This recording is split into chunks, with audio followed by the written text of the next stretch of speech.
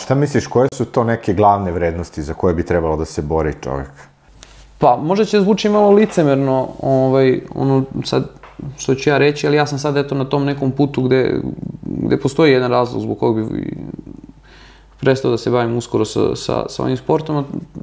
Želim malo da se posvetim više veri, zato što sam stari, shvatam da smo iz nekog razloga ovde, ja želim i mislim da je taj razlog onaj koji pravoslavlje govori, ali opet ja sam zaista u najmanju ruku da kažemo lenj, zato što da dovoljno čvrsto verujem, ne bih se dalje borio, niti bih se u nekim situacijama životnim ponašao onako kako ne bi trebalo. Eto sad, na primjer, situacija za onog momka i to sa laktom. Znaš, možda bi meni sad krivo što se to desilo, ali stvarno sam bio priteran uz ćošak, ali volio bi da sam mogu da odreagujem samo da sam se sklonio, ali opet onda bi me jelo, što si se sklonio, dozvolio si da se neko popiša po tebi. Mislim, još u meni ratuju dva duleta, ali ja se nadam kad prestanem sa takmičenjem da ću moći dovoljno da se posvetim veri. Postoje ljudi, eto, koji ne veruju da smo ovde s razlogom. Ja stvarno mislim da smo ovde sa nekim razlogom. Neki od najvećih umova svetskih su se mnogo pravili pametni, pa su se na teži način uverili da postoji Friedrich Nietzsche, jedan od najvećih filozofa. Kada ga je odbila Saloma Lu, koja je imala 21 godinu, pošto je sa njom imao ljubavnu aferu, prvo je zaprosio preko svog prijatelja, pa ga je odbila. Kada je onda kroz neke šetnje koje su oni imali, kada je odveo ima u Švajcarskoj jedan park, zove se Lavlji park, gde je lično on zaprosio drugi put, pošto je mislio da njegov prijatelj nije uradio dobar posao, kada ga je opet odbila, pošto ona nije bila za konvencionalni brak. Tako su bila njena ubeđenja, ajde da to pripišemo njenim godinama, on je pao u depresiju i tad je napisao neko od svojih najvećih dela. Onda je napisao jedno delo, mislim, vaši gledaoci vjerojatno upoznati sa tim, tako je govorio Zaratustra. To je neki izmišljeni lik koji u stvari svo vreme kroz roman šalje poruku da je Bog mrtav.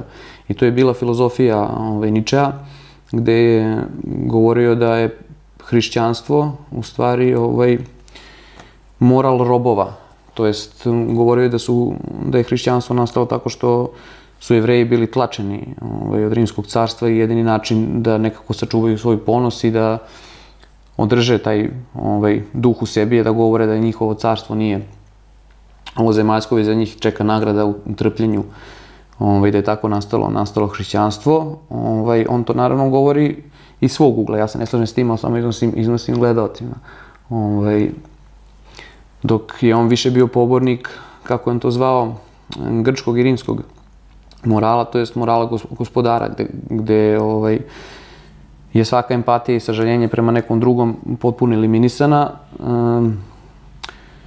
I on je verovao da samo ljudi koji nemaju empatiju i sažaljenje prema drugima mogu da prosperiraju i da vode čovečanstvo ka boljoj budućnosti. Nietzsche u 44. godini poludeo, završio u duševnoj bolnici, prve naznake njegovog ludila su bili kada je Bismarcku slao pismo gde se potpisivao kao antihrist, raspeti i ostalo. Završio je u ludnici i na kraju ga je njegova sestra Elizabeta odvela kod sebe kući i prikazivala ga je kao cirkusovku atrakciju njegovim tada čitaocima, kasnije kada je postao nakon smrti slavan. Ta kuća i dan danas ostala kao eto neki njegov muzej. U suštini on je opovrgavao da Gospod postoji, da ismejavao je veru i desilo se to da eto Gospod pošalje znak da koliko god bio pametan i najpametniji, ipak nisi u pravu ako otvoreno govoriš neke stvari koje u suštini u biti nisu takve. Znači čovek koji je govorio Bog je mrtav i napisao je zaista dobre filozofske knjige, ali je počeo malo da zastranjuje, na kraju je poludeo. Tako da mislim da smo zaista ovde svi sa razlogom, a ja sam eto još uvek lenj i još uvek dovoljno ne verujem da bi se skroz posvetio tamo. A koliko ljudi ovde veruju?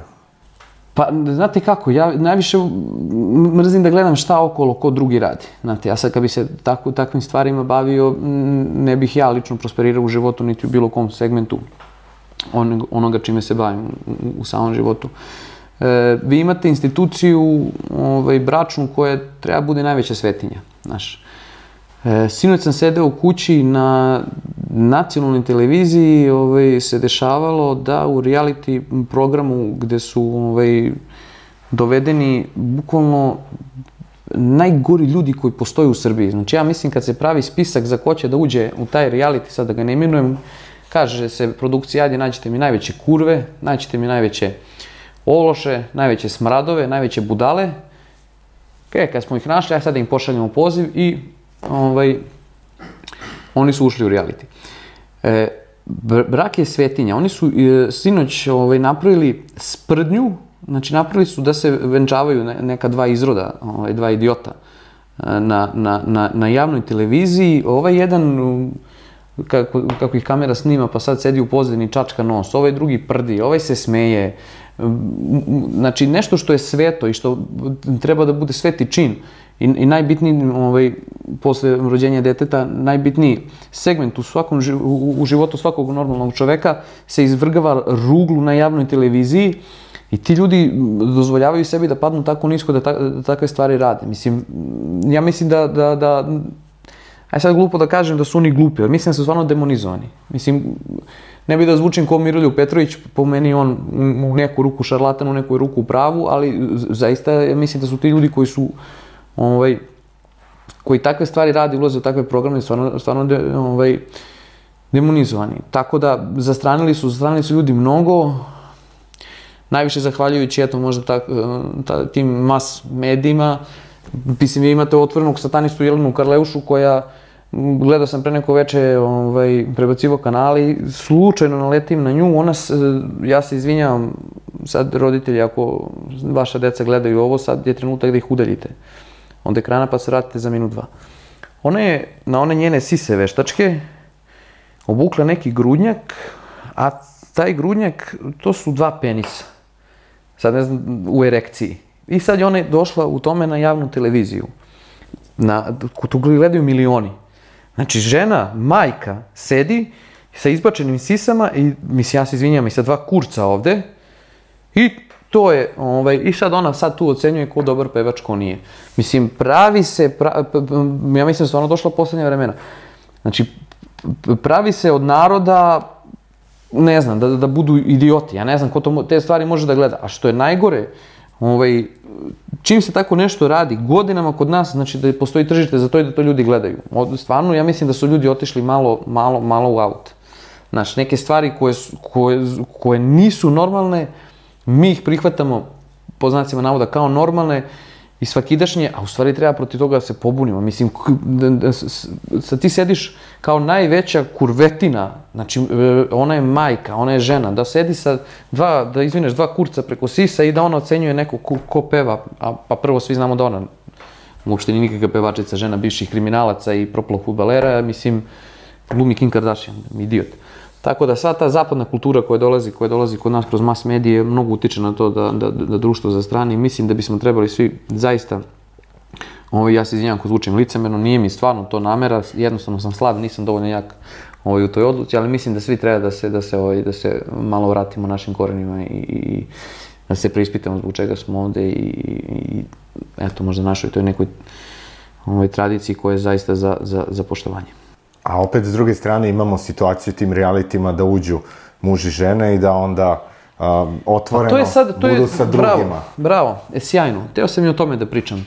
Spomenuo sam malo pre svetu instituciju braka, koji treba da se desi kao zaista sveti čin, kao posle rođenja deteta, naravno najbitniji trenutak u životu. Vi imate brak koji je razrušen na javnoj televiziji. Dečko je rekao svojoj, to jest suprug je rekao svojoj ženi da je voli na javnoj televiziji, 5 dana nakon toga je završio u kokošinjcu sa nekom klinkom.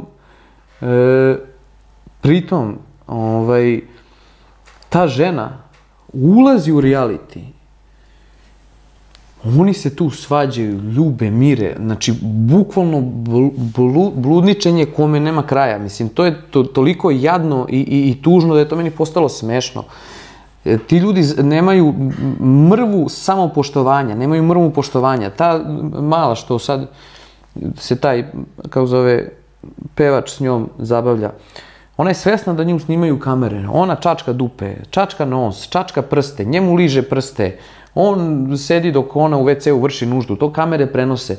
Mislim, ako je nešto dovelo do razrušenja Sodome i Gomore, to su sigurno ove stvari koje se nama danas emituju na televiziji. Ja, mislim, kažem, hvala Bogu što nas trpi. Mislim, ja ne znam dokle dalje ovo može da ide. Jedino sad da u sledećem realitiju daleko bilo uhvate nekog da siluju ili zbodu nožem zarad gledanosti. Mislim, to su najveće budaletine koje trenutno postoji u Srbiji. To u tom realitiju, kao ta trojka, ja ne znam kako to da nazovem. To je izvrgavanje ruglu porodice, izvrgavanje ruglu svih društvenih vrednosti i normi i oni, ne znam, ja mislim da oni kad izađu sigurno će morati postati nekog psihijatra ili nešto. Jer oni stvarno, ja mislim da nisu